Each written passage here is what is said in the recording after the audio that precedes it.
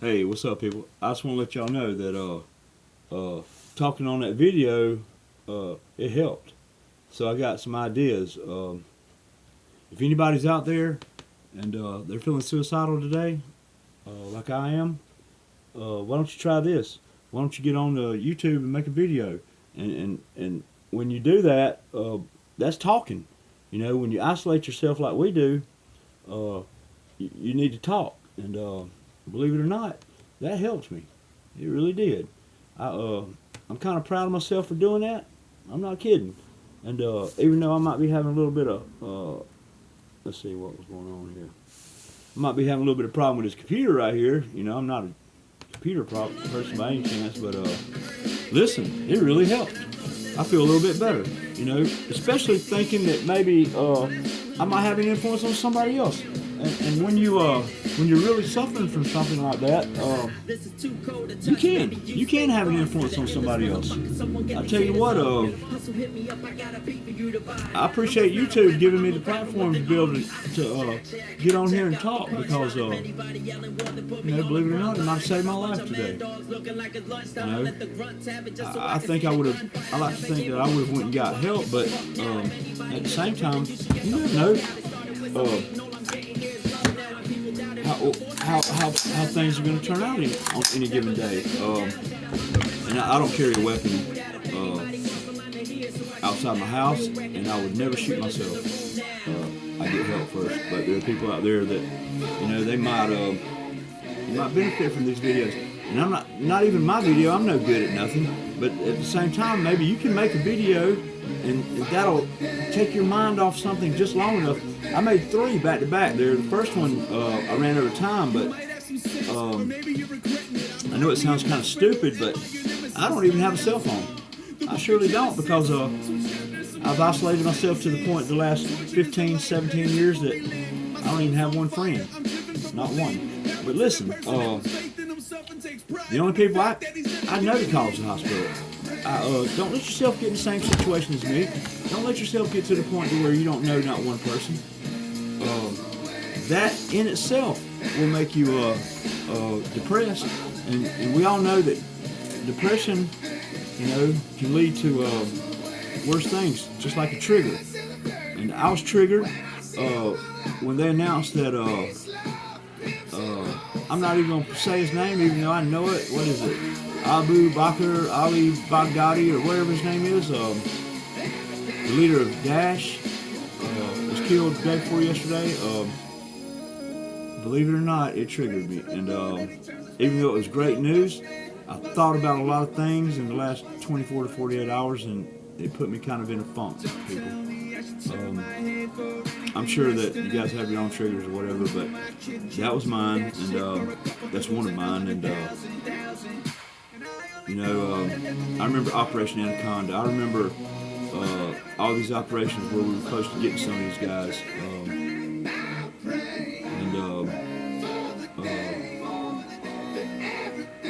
Sometimes I don't need to remember so much. Sometimes I need to leave doors closed, but you know, they're opened. You're not going to be able to shelter yourself. Even isolating myself in my home, I was still able to be triggered. You know, I avoid triggers. That's why we don't go out. Avoiding triggers. You need to be able to identify your triggers. That is one of the first things that you need to be able to do in order to help yourself. First, you have to identify the situation. You have to be properly diagnosed. You have to be in therapy. You have to go to groups. Yes, you do. You have to. You have to. There's going to be times when you're going to have to get in-house help. You know, like I do. And you need to go ahead and try to get the insurance that'll cover these things. Get a good support base. Make sure you have support at home. Now, when you come out of these hospitals, if you have no support at home, then, you know, you've defeated the whole purpose. Listen, if you don't have any support at home, then when you get to the hospital, you tell them this. You tell them. Say, listen, when I get out, I'm going to go right back to the alcohol. I'm going to go right back to the depression. I'm going to do drugs. I'm going to become a train wreck again, you know. And look, it's not our fault. You know, I don't feel one bit guilty about this, you know. We served our country. You know, we did what the people ask us to do. And I'm sure just like every one of you guys out there did a great job. But listen, I don't want to lose one person. None of us do. So speak up. If you need help, speak up. We can find you a frying pan. You know, we can find you whatever it is you may need to. The reason I say frying pan is because when I get depressed, I like to fry burgers. It's a comfort food for me. You know, it reminds me of growing up. You know, I don't like to really fry them all that much. I have a grill outside, but you know, sometimes there's bad weather. I know that was kind of a weird thing to compare. You know, we can find you a ride to the hospital. I don't have a vehicle. It's not that I can't afford one. It's just that I don't leave my house often enough for one to be, you know, I'm talking about 10 times in the last 7 years. Maybe I've left my house twice this year, so I'm doing pretty good this year. The last time I left was February 9th. What's today's date? October 28th. You know, that may seem like a long stretch at home for some of you people, but for me, you know, that's the way I want it. Listen, no matter what it takes, get the ball rolling. Talk to your spouse. Talk to your children. Talk to your pastor. Talk to your neighbors. Don't be ashamed. You know, those people at the hospital, those nurses and doctors, I was always so ashamed at first. You know, but they're really good people. They really want to help. You know, I found out. Yes, sir. You know, I talked about my alcoholism and drugism. Now, it may not have been as bad as some other people, you know, and you know, but it's bad enough for me. I took Valiums, prescribed by my doctor, and I had to get rehab for those. And pain medications. I never have, you know, taken any of that stuff, and thank goodness. But even a little Valium, it's hard to come off those things, guys. And you know, I had a lot more to say when I turned it back on, but now I don't have much to say, except for the fact that, and if you're in there with my woman, I hope that you reminded her to get some of the things that I need. But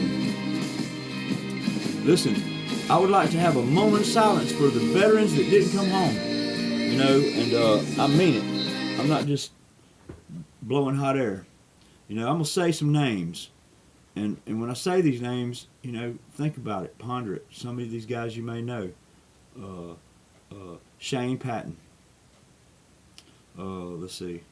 You know, some of these guys you may have even served with, like Robert O'Neill. No, I said the wrong one. Neil Roberts. I'm sorry. Robert O'Neill, I know you're alive and well, brother. Neil Roberts. How about the first man killed in Iraq, not enduring freedom? Mark Lee. How about Michael Mansour? A hero. A real hero. Do you guys know his story?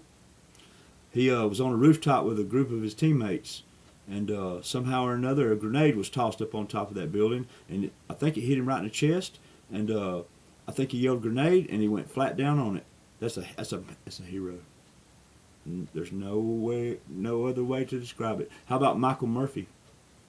I think a lot of you guys know his story, you know, as well as Danny Dietz and Axelson, you know, Matt Axelson. What about James Sue? Kevin Houston, Robert Reeves. You know, some of you guys may recognize some of these names. Aaron Vaughn. Yeah, Matt Mason. The list goes on and on. As a matter of fact, I ought to run in there and get my list of my friends. You know, my personal friends that I can't say that it's really hard. Some of these guys, you know, heroes, one and all. I want to say a lot more names, if you guys don't mind. You know, it's not hard. James Workman,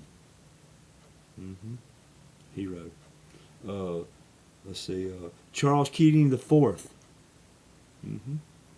He went to help some men that were pinned down, and he was killed himself. Yes, he was.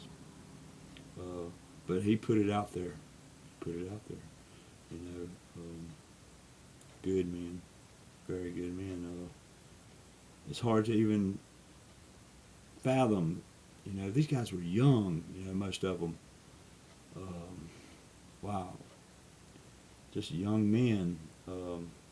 And I'm not reading off of anything. I have a dry erase board in my other office in the front of the house, and 2 of them, as a matter of fact. And I write 5 names down a day. And I say those names all day long. And my wife and my child, they'll go by and say those names. If I had friends, they would too. And anyone who ever comes over, I make sure that they see those names, you know. Jonas Kelsall, who was a good friend of Robert Reeves. They grew up together, if I'm not mistaken. Now, Jonas Kelsall went in first, and Robert Reeves followed. 2 good men that I believe were killed on the same day. Extortion 17. You know, yeah. If I'm not mistaken, I think I heard between 17 and 22 Navy SEALs, about 33 men overall, including the pilots, a dog, a K9 handler, all went down with Extortion 17. And then don't forget July 2005, Operation Red Wings, when they were going for Marcus Luttrell. You know, when Danny and Matt Axelson died, and Michael Murphy, you remember James Sue, and you know, Kevin Houston, of course, was a different thing. But you know, there are other men that that died at different times. Ryan Owens, Yemen. What about it goes on and on. It goes on and on. And I'll tell you what, every podcast or whatever you call this thing that I do, sitting here talking, I'm going to mention names. I'm going to talk about people so that they're not forgotten. These men do not. Whenever we mention their name, they're alive. You know, because we're all thinking about them all day long. Good men, all good men. It's you know, Stephen Mills.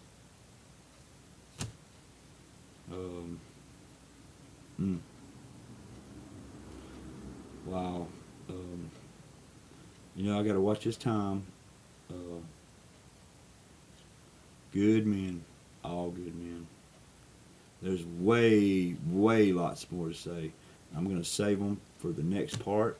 I'm going to actually get my list, which I keep it close by. Let's see, I'm in my office. I have an office in front of my house and in the back of my house, and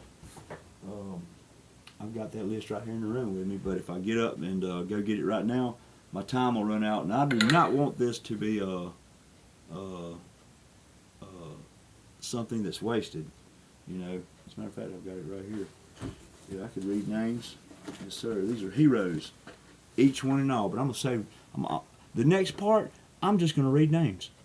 And I'll tell you what, let me get off here and get my list out, and I'll be right back reading names. Peace to you people, and get help. And let's talk about these men.